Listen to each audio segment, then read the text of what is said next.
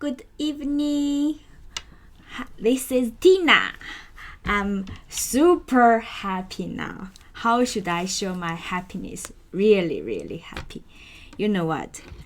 I'm gonna have a very, very, very long break. 5.5 months at the end of year. Oh my god. I just made it today. Okay, so from the end of November, almost at the end, I think just right before the Black Friday. Before Black Friday, I'm gonna start taking my break.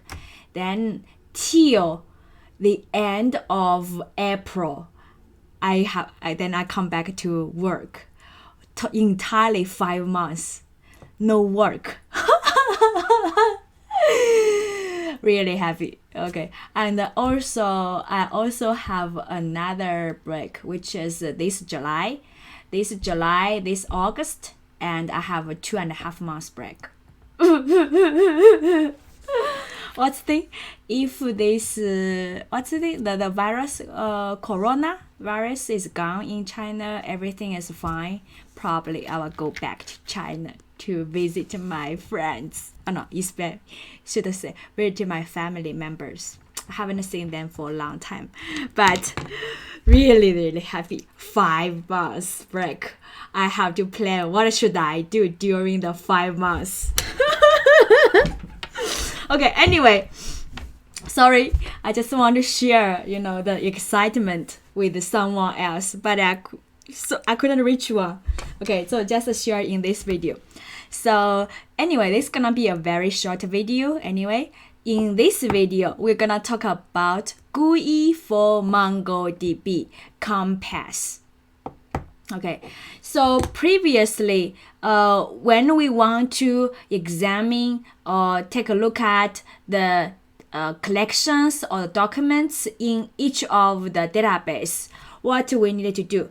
First, I just started my Mongo server from the services. Okay, what should we do? Is we go to the command line, right? How can I make the font size to be larger? Oh, I can do like this one. But then it comes out. Okay, anyway, I will start now. Okay, we're using Mongo, right? Mongo which is that mongo.exe file to open the shell, because I put this one in my environment variable in the path, so we can see it here. Why then it comes out. Okay, so then it come out. What? Okay, I'll do like this. Okay, then come out. And if I want to see all the database, I have to using show DBs. Okay, it will show all the database for the current server, MongoDB server. It has so many databases like online shopping, TestDB. Let's use using TestDB. Okay, online shopping is used for our application. Okay, so now I want to see what's gonna be the collection in the TestDB. First, we have to using use DB, right? Use TestDB. And when you do that one, this DB, this is kind of like a keyword, okay? This we are going to point to our TestDB, which is our database.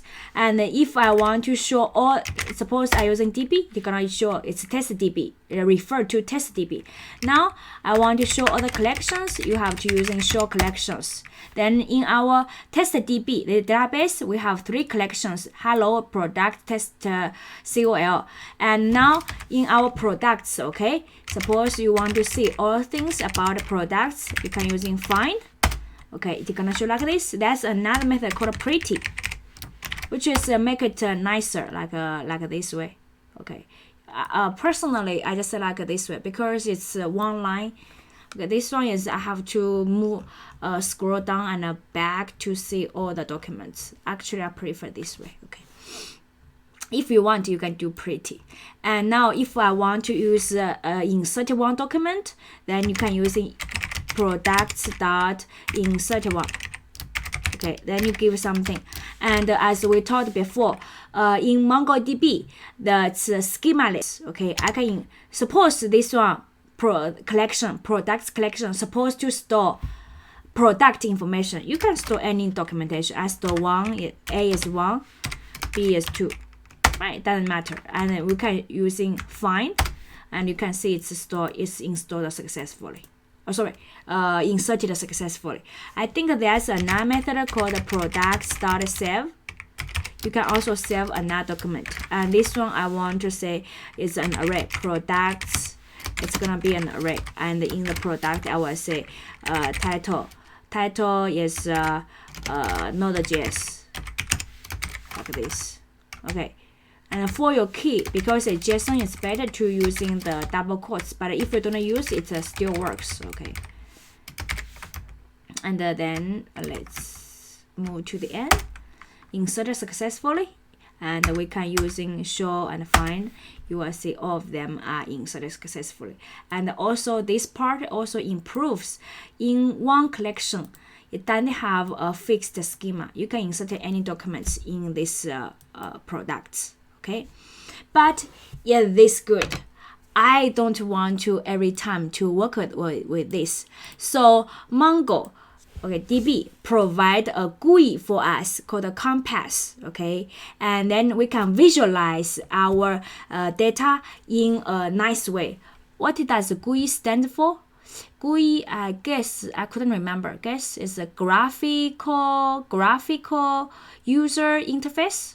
If I'm wrong, leave a comment. Okay, I didn't search for that. Okay, so you still go to the mongodb.com and go to the download center, and there's something called tools.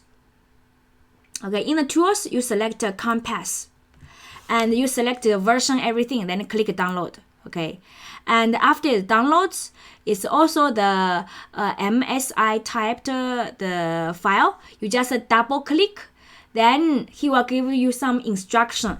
Then you click I agree the I agree the contract or something. And after that, you click next till the end. I don't want to show you. I already installed. Okay. And after that, you're using compass. Okay, it has MongoDB compass.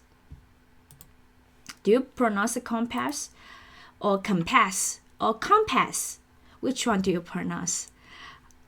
Okay, I didn't. I installed it too.